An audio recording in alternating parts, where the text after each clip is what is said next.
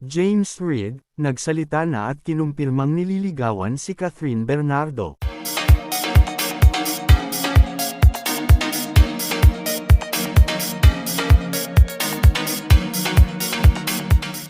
Usap-usapan sa mundo ng showbiz ang umano'y pahayag ni James Reid matapos niyang kumpirmahin na nililigawan niya si Catherine Bernardo. Ayon sa kathang-isip na ulat, sinabi ni James na matagal na niyang hinahangaan ang aktres dahil sa kabaitan, kasipagan, at profesionalismo nito. Dagdag pa niya, nais niyang kilalanin si Catherine ng mas mabuti at hindi niya minamadali ang anumang maaaring mamuo sa kanilang dalawa.